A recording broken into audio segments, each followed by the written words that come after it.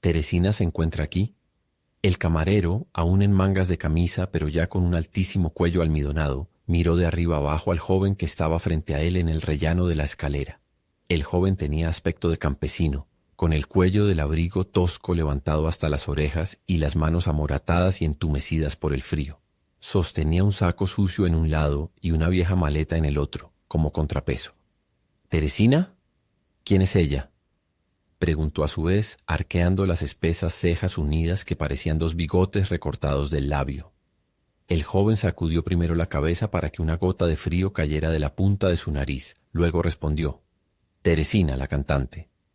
«Ah», exclamó el camarero con una sonrisa de irónico asombro. «¿Se llama así simplemente Teresina? ¿Y tú quién eres?» «¿Está o no está?», preguntó el joven arrugando la frente. «Dígale que está Marco y quiero verla». «Pero no hay nadie a esta hora», respondió el camarero con una sonrisa fija en los labios. «Incluso la tía Marta», interrumpió Marco. «Ah, ¿eres el sobrino?». El camarero inmediatamente se volvió más amigable. «Pase entonces, pase, no hay nadie. La tía también se encuentra en el teatro. No volverán antes de la 1. Es la noche de gala de su... ¿Cómo sería para usted la señora? ¿Su prima entonces?». Marco quedó perplejo por un instante. «No, no soy su primo realmente. Soy Marco Bonavino. Ella me conoce. He venido especialmente desde el pueblo». Ante esta respuesta, el camarero consideró apropiado dejar de usar el usted y volver al tú. Condujo a Marco a una pequeña habitación oscura junto a la cocina, donde alguien roncaba ruidosamente, y le dijo: «Siéntese aquí. Ahora voy a traer una lámpara». Marco primero miró hacia donde provenía el ronquido, pero no logró distinguir nada. Luego dirigió su vista hacia la cocina, donde el cocinero, asistido por un ayudante, estaba preparando la cena.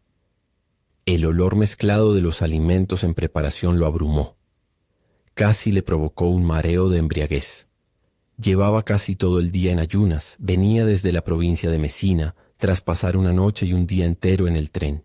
El camarero trajo la lámpara, y la persona que roncaba en la habitación, detrás de una cortina colgada de una cuerda entre las paredes, murmuró entre sueños: «¿Quién es?». Dorina, vamos», llamó el camarero. «Mira que aquí está el señor Bombicino».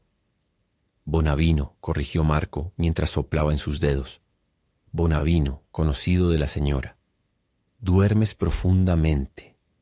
Tocan a la puerta y no escuchas. Yo tengo que hacer los preparativos, no puedo encargarme de todo yo solo, ¿entiendes? Ocuparme del cocinero que no sabe y de la gente que viene».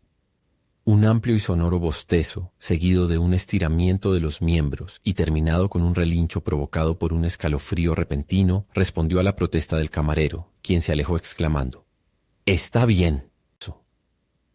Marco sonrió y siguió con la mirada al camarero, quien atravesó otra habitación en penumbra hasta llegar a una amplia sala al fondo, iluminada, donde se alzaba espléndida la mesa. Se quedó maravillado contemplándola hasta que nuevamente el ronquido lo hizo volver la vista hacia la cortina.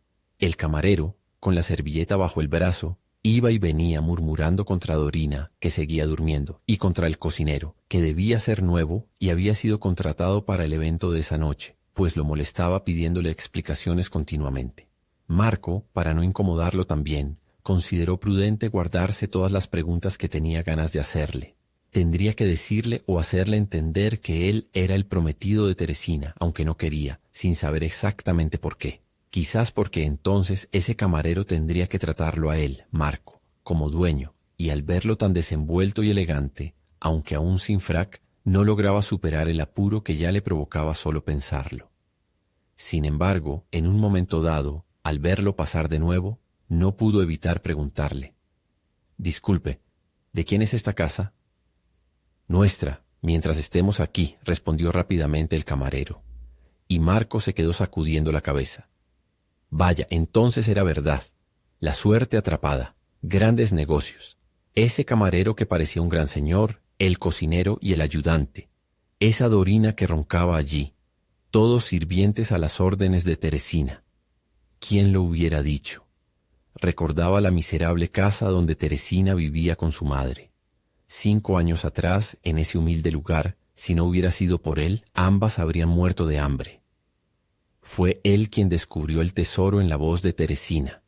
En aquel entonces, ella siempre cantaba, como un gorrión en los tejados, sin ser consciente de su talento. Cantaba por despecho, cantaba para evitar pensar en la miseria que él trataba de aliviar lo mejor posible, a pesar de la oposición de sus propios padres, especialmente de su madre. Pero, ¿cómo podría él abandonar a Teresina en semejante situación tras la muerte de su padre? Dejarla sola porque no tenía nada, cuando él, aunque modestamente, tenía un trabajo como flautista en el concierto municipal. ¿Qué razón más insensata? ¿Y el corazón? Ah, fue una verdadera inspiración del cielo, un regalo del destino, haber prestado atención a su voz cuando nadie más lo hacía en aquel hermoso día de abril, junto a la ventana del desván que enmarcaba el azul del cielo. Teresina tarareaba una apasionada cancioncilla siciliana, cuyas tiernas palabras Marco aún recordaba. Ese día, Teresina estaba triste por la reciente muerte de su padre y por la obstinada oposición de los parientes de él. Él también recordaba estar triste, tanto que se le llenaron los ojos de lágrimas al escucharla cantar. Muchas veces había escuchado esa canción, pero nunca cantada de esa manera. Tan impresionado quedó que, al día siguiente, sin avisar a ella ni a la madre, llevó al director del concierto, su amigo, al ático. Así comenzaron las primeras lecciones de canto, y durante 2 años consecutivos gastó casi todo su sueldo en ella. Le alquiló un piano, compró partituras y hasta dio alguna compensación amistosa al maestro. Lejanos días hermosos. Teresina ardía de deseo de emprender el vuelo, de lanzarse hacia el futuro brillante que el maestro le prometía. Mientras tanto, qué cariños ardientes le prodigaba a él para demostrarle toda su gratitud, y qué sueños de felicidad compartida. Tía Marta, en cambio, sacudía la cabeza con amargura. Había visto tantas cosas en su vida, pobre viejecita, que ya no tenía confianza en el futuro. Temía por la joven y no quería que siquiera considerara la posibilidad de salir de aquella resignada miseria. Además, sabía lo que a él le costaba la locura de ese peligroso sueño.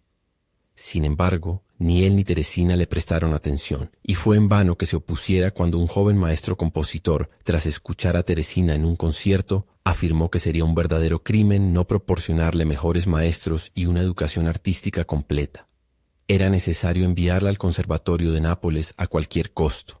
Y entonces Marco, sin pensarlo 2 veces, rompió la relación con sus parientes, vendió una pequeña propiedad heredada de su tío sacerdote y envió a Teresina a Nápoles para completar sus estudios. Desde entonces no la había vuelto a ver. Sus cartas, sin embargo, llegaban desde el conservatorio, seguidas por las de tía Marta cuando Teresina ya había iniciado su carrera artística, solicitada por los principales teatros tras el exitoso debut en el San Carlo. Al final de esas cartas, titubeantes e inciertas, escritas como podía por la anciana, siempre había un par de palabras de Teresina, quien nunca tenía tiempo para escribir. Querido Marco, confirmo lo que dice mamá. Cuídate y quiéreme mucho. Habían acordado que él le daría 5 o 6 años para abrirse camino libremente. Ambos eran jóvenes y podían esperar.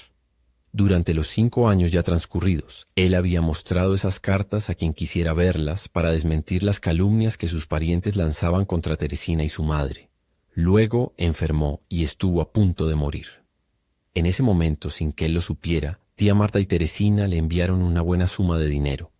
Parte fue destinada a su enfermedad, pero el resto lo cuidó celosamente contra las manos codiciosas de sus parientes, y ahora aquí estaba viniendo a devolvérselo a Teresina. Porque dinero, nada, él no lo quería. No porque lo considerara una limosna después de haber gastado tanto por ella, pero nada. Ni él mismo sabía explicarlo, y ahora más que nunca, allí, en esa casa, como había esperado tantos años, podría seguir esperando. Si Teresina tenía dinero de sobra, eso significaba que su futuro era prometedor, y por lo tanto era momento de cumplir la antigua promesa, a pesar de quien no quisiera creer en ello. Marco se levantó de un salto con el ceño fruncido como para reafirmarse en esta conclusión. Se sopló de nuevo las manos frías e hizo sonar los pies contra el suelo. ¿Tienen frío?, les dijo el camarero al pasar. Falta poco. Vengan a la cocina, estarán mejor allí. Marco decidió no seguir el consejo del camarero, cuyo aire altivo lo desconcertaba y molestaba. Volvió a sentarse y se sumió en sus pensamientos consternado. Poco después, una fuerte campanada lo sobresaltó. «¡Dorina la señora!», gritó el camarero mientras se ponía apresuradamente la chaqueta y corría a abrir. Al ver que Marco estaba a punto de seguirlo, se detuvo de golpe para ordenarle: «Usted se queda aquí. Primero déjeme que le avise a ella». «Oye», se lamentó una voz adormecida detrás de la cortina. Poco después apareció una mujer corpulenta y rechoncha que arrastraba una pierna y aún no lograba abrir los ojos, con un chal de lana cubriéndole hasta la nariz y el pelo teñido de dorado. Marco la miró atónito. Ella, igualmente sorprendida, abrió mucho los ojos al ver al desconocido. «Dorina», dijo Marco. Entonces Dorina recuperó de inmediato la conciencia.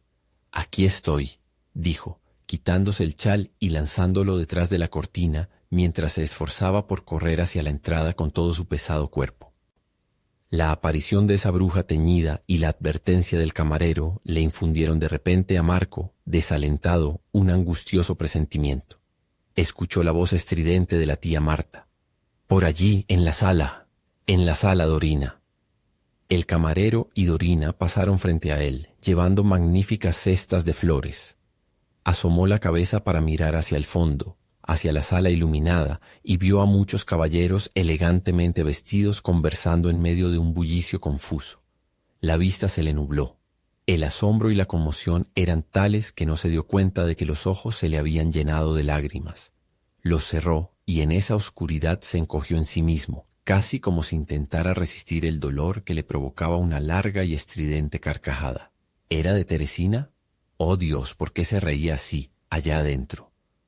Un grito contenido lo hizo abrir los ojos y se encontró frente a una irreconocible tía Marta, con el sombrero puesto, la pobre, abrumada por una rica y espléndida mantilla de terciopelo.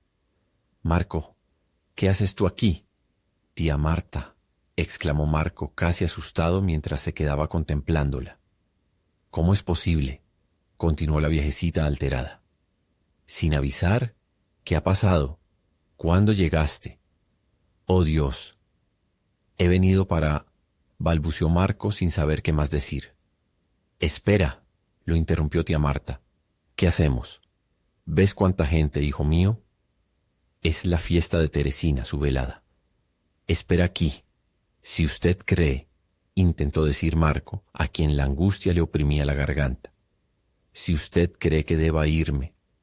«No, espera un poco, te digo», se apresuró a responderle la buena anciana, visiblemente avergonzada. «Yo, sin embargo», continuó Marco, «no sabría dónde ir en este pueblo. A esta hora...». La tía Marta lo dejó indicándole con una mano enguantada que esperara y entró en la sala. Poco después a Marco le pareció que un abismo se abría delante de él. De repente el silencio llenó el espacio. Luego escuchó claramente las palabras de Teresina. «Un momento, señores». Y nuevamente su vista se nubló mientras esperaba que ella apareciera.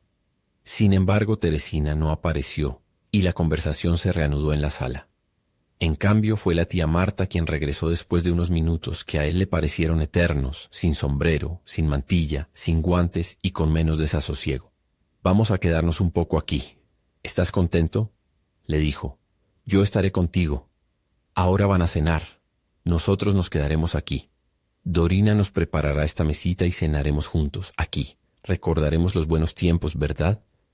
No me parece real encontrarme contigo, hijo mío, aquí, apartados. Ella, pobrecita, no puede evitarlo. La carrera, ¿me entiendes? ¿Qué se le va a hacer? ¿Has visto los periódicos? Cosas grandes, hijo mío. Pero yo como en el mar siempre, no me parece real que pueda quedarme aquí contigo esta noche».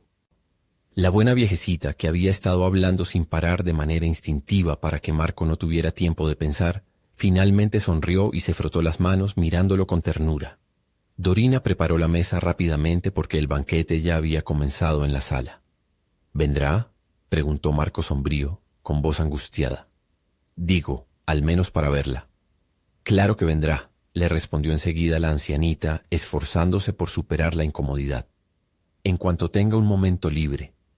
Se miraron a los ojos y se sonrieron, como si finalmente se reconocieran. A través del desconcierto y la emoción, sus almas habían encontrado la forma de saludarse con esa sonrisa. «Tú eres tía Marta», decían los ojos de Marco.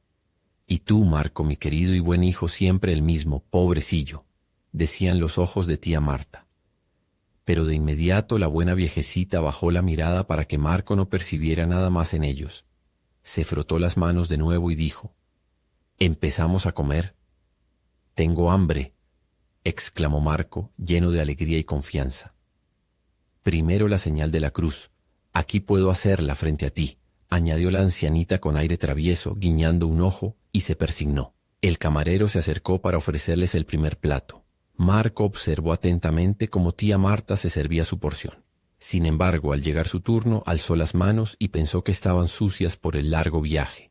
Se sonrojó, se confundió y levantó la mirada para observar de reojo al camarero, quien, muy cortés, hizo una ligera inclinación de cabeza y le sonrió, como invitándolo a servirse. Afortunadamente, tía Marta acudió en su ayuda para sacarlo del apuro. «Aquí, Marco, yo te sirvo». La habría besado de gratitud. Una vez que tuvo su porción y el camarero se alejó, él también se persignó rápidamente. «Bravo, muchacho», le dijo la tía Marta. Se sintió dichoso, en paz, y comenzó a comer como nunca antes en su vida, sin preocuparse más por sus manos ni por el mesero. Sin embargo, cada vez que alguien entraba o salía de la sala y abría la puerta de vidrio, un torrente de palabras confusas o alguna carcajada llegaba desde fuera, perturbándolo. Entonces buscaba la mirada dolorida y afectuosa de la ancianita, casi esperando encontrar una explicación en sus ojos.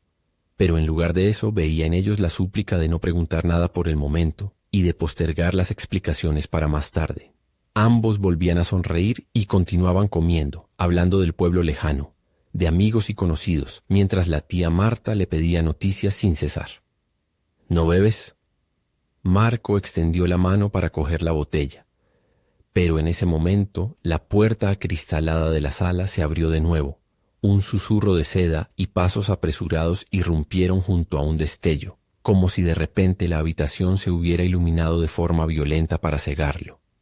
«Teresina». Y la voz se le apagó en los labios, llena de asombro. «¡Ah, qué reina!». Con el rostro encendido, los ojos desorbitados y la boca abierta, se quedó mirándola, atónito. ¿Cómo podía ser ella así? El pecho, los hombros, los brazos. Todo estaba desnudo y cubierto de joyas y telas resplandecientes. Ya no la veía como una persona viva y real frente a él. ¿Qué le estaba diciendo? Ni la voz, ni los ojos, ni la risa. Nada. Ya no reconocía nada de ella en aquella aparición de ensueño. «¿Estás bien ahora, Marco? Has estado enfermo, si no me equivoco. Nos volveremos a ver pronto.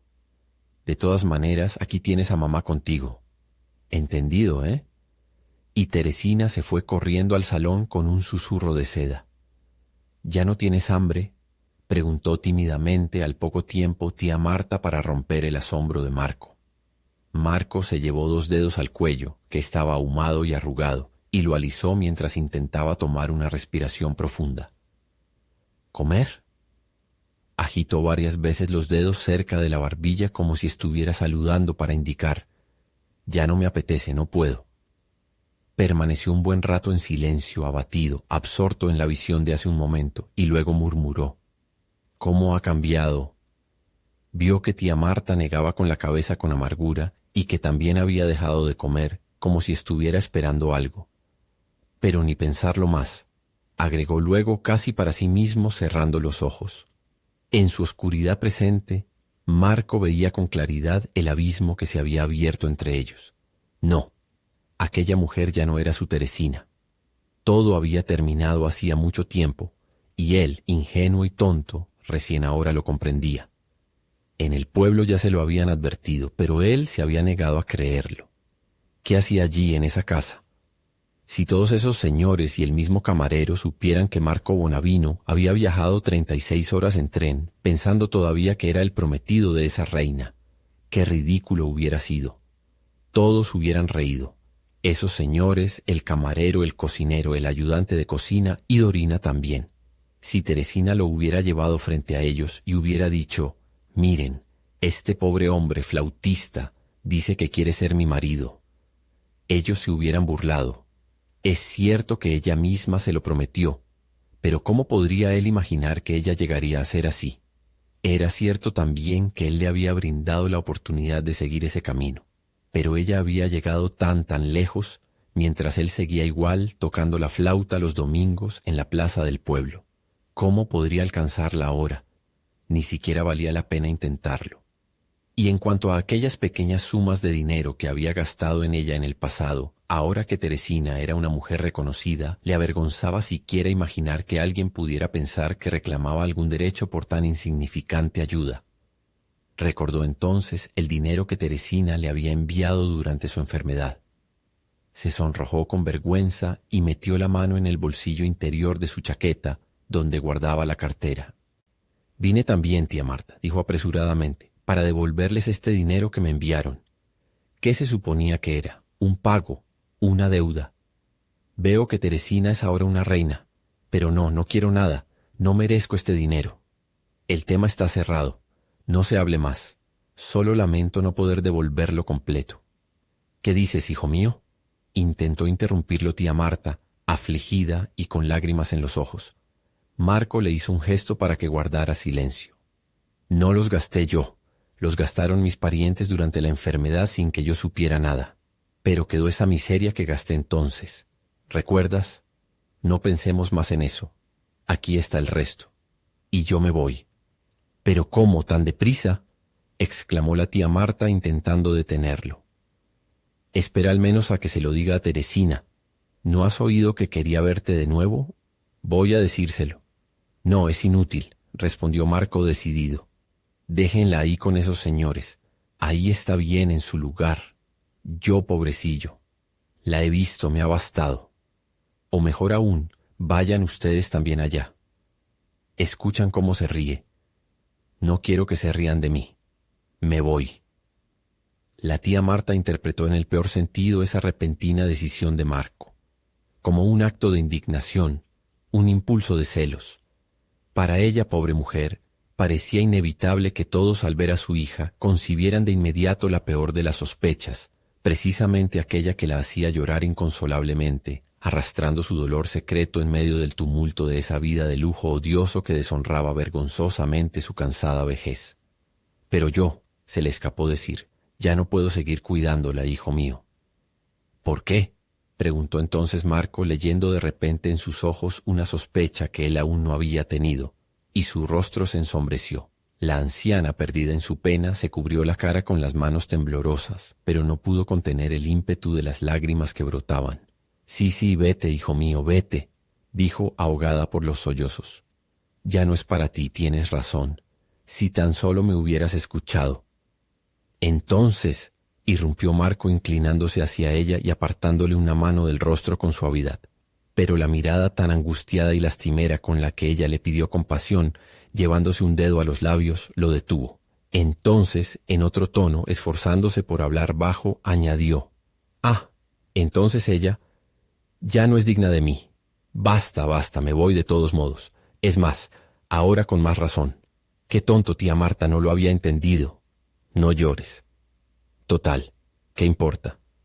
Tomó el maletín y la bolsa de debajo de la mesa y estaba a punto de salir cuando recordó que dentro de la bolsa estaban los hermosos limones que había traído para Teresina desde el pueblo. «Oh, mire, tía Marta», continuó. Desató la abertura de la bolsa y, usando un brazo como apoyo, volcó esas frutas frescas y fragantes sobre la mesa. «¿Y si me pusiera a lanzar todos estos limones?», añadió, «sobre la cabeza de esos caballeros allí?». «Por caridad», se lamentó la anciana entre lágrimas, haciéndole un gesto suplicante para que guardara silencio. «Se las había traído a ella, pero ahora se las dejo solo a usted, tía Marta». Tomó una y la acercó a la nariz de la tía Marta. «Escuche, tía Marta, sienta el aroma de nuestra tierra. Y pensar que hasta pagué el impuesto. Basta. Solo para usted. Tenga cuidado. A ella dígale así: buena suerte de mi parte». Tomó la maleta y se fue. Pero al bajar las escaleras, un sentimiento de angustia y desconcierto lo invadió. Se sentía solo, abandonado de noche, en una gran ciudad desconocida, lejos de su hogar. Estaba decepcionado, desanimado y humillado. Al llegar a la puerta principal, vio que llovía torrencialmente y no tuvo valor para aventurarse por aquellas calles desconocidas bajo la lluvia. Regresó lentamente, subió un tramo de escaleras, se sentó en el primer peldaño y, apoyando los codos sobre las rodillas y la cabeza entre las manos, comenzó a llorar en silencio. Al final de la cena, Teresina hizo otra aparición en la pequeña habitación. Encontró a su madre llorando sola, mientras en la otra habitación los señores gritaban y reían. ¿Se ha ido?, preguntó sorprendida. Tía Marta asintió con la cabeza sin mirarla. Sina, con la mirada perdida en el vacío y ensimismada, suspiró. Pobrecito. Sin embargo, enseguida sonrió. Mira, le dijo la madre sin poder contener más las lágrimas con la servilleta. Te había traído estos limones. ¡Oh, qué lindo!, exclamó Teresina, dando un salto. Se abrazó la cintura con un brazo y con la otra mano tomó tantas como pudo llevar. No, afuera no, protestó vivamente la madre. Pero Teresina se encogió de hombros y corrió a la sala gritando: «¡Limones de Sicilia! ¡Limones de Sicilia!». El fin.